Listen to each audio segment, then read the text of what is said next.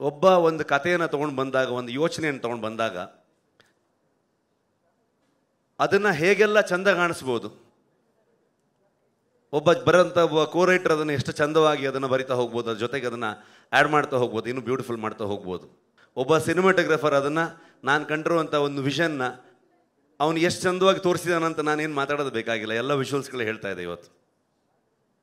ಅದಕ್ಕೆ ಏನು ಕೇಳುತ್ತೆ, ಎಷ್ಟು ಬಜೆಟಲ್ಲಿ ಮಾಡ್ತೀವಿ, ಆ ಲೆಕ್ಕಾಚಾರ ಏನು, ಇದನ್ನು ಯಾವತ್ತೂ ಕೇಳಲೇ ಇಲ್ಲ ವಿಜಯಣ್ಣ.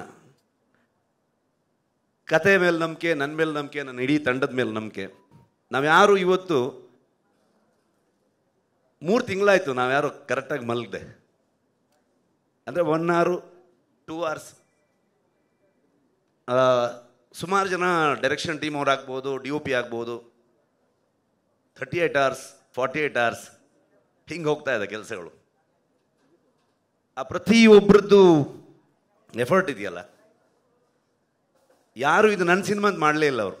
ಇದೆಲ್ಲ ಪ್ರತಿಯೊಬ್ಬರು ಇನ್ಕ್ಲೂಡಿಂಗ್ ಪ್ರೊಡ್ಯೂಸರ್ಸಿಂದ ಹಿಡಿದು ಟೀ ಕಾಫಿ ಕೊಡುವಂಥ ಪ್ರೊಡಕ್ಷನ್ ಹುಡುಗರವರೆಗೂ ನಮ್ಮ ಫಿಲ್ಮು ಅಂತ ಸುಮಾರಷ್ಟು ಕೇಳಿಬಿಡ್ತಾ ಇತ್ತು ಮೀಡಿಯಾದಲ್ಲಿ, ಅಲ್ಲಿ ಇಲ್ಲಿ ಎಲ್ಲ ಕಡೆಗೆ. ಕಾಂತಾರ ಮಾಡೋಕ್ಕೆ ಶುರು ಮಾಡಿದ್ಮೇಲೆ ಸೆಟ್ಟಲ್ಲಿ ಹಾಗಾಯಿತು ಹೀಗಾಯಿತು ಅಂತೆಲ್ಲ ಕೇಳ್ಪಡ್ತಾ ಇತ್ತು. ಲೆಕ್ಕ ಹಾಕಿದ್ರೆ ಮೋಸ್ಟ್ಲಿ ಒಂದು 4 ಸಲನೋ 5 ಸಲ ನಾನು ಹೋಗಿಬಿಡ್ತಾ ಇದ್ದೆ. ಬಟ್ ಇವತ್ತವರೆಗೆ ನಾನು ಬಂದು ಈ ಸಿನಿಮಾನ ಶೋಲ್ಡರ್ಗೆ ಹಾಕೊಂಡು ನಾನು ಇಡೀ ತಂಡದ ಜೊತೆಗೆ ಬಂದು ನಿಮ್ಮ ಮುಂದೆ ನಿಂತಿದ್ದೀನಿ. 2ನೇ ತಾರೀಕು ಈ ಸಿನಿಮಾ ನಿಮ್ಗೆ ತೋರಿಸ್ತೀವಿ. ಓನ್ಲಿ ರೀಸನ್ ನನ್ನ ಹಿಂದೆ ನಿಂತಿರೋದು ಆ ದೈವ ಅನ್ನೋದು ಅಷ್ಟೇ ನಂಬಿಕೆ.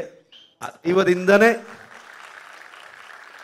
ನಮ್ಮ ಇಡೀ ತಂಡಕ್ಕೆ ಪ್ರತಿಯೊಬ್ಬರಿಗೂ ಆಶೀರ್ವಾದ ಮಾಡಿ ಇವತ್ತು ತೊಗೊಂಬಂದು ನಮ್ಮನ್ನು ಇಲ್ಲಿ ನಿಲ್ಲಿಸಿದೆ. ಸೊ ಹಾಗಾಗಿ ಪ್ರತಿ ಕಲಾವಿದರಿಗೆ, ರುಕ್ಮಿಣಿ ಅವರಾಗ್ಬೋದು, ಗುಲ್ಶನ್ ದೇವಯ್ಯ ಬಂದಿಲ್ಲ, ನಮ್ಮ ಕನ್ನಡದವರವರು, ಬಾಲಿವುಡ್ ಆ್ಯಕ್ಟ್ರು ಅಂತ ಹೇಳ್ತಾರೆ, ಅಲ್ಲ ಅವ್ರು ಆ್ಯಕ್ಚುಲಿ ಕನ್ನಡದವರು, ಕೂರ್ಗಿನವರು. ತುಂಬ ಅದ್ಭುತವಾಗಿ ಅವರು ಅಭಿನಯ ಮಾಡಿದ್ದಾರೆ. ಜಯರಾಮ್ ಸರ್ ಆಗ್ಬೋದು, ಕನ್ನಡದ ಎಷ್ಟೋ ಥಿಯೇಟರ್ ಆರ್ಟಿಸ್ಟ್ಗಳು, ಎಷ್ಟೋ ಜನ ಪ್ರತಿಭೆಗಳು ನಮ್ಮ ಇಡೀ ತಂಡ ಸೇರಿಕೊಂಡಿದ್ದಾರೆ.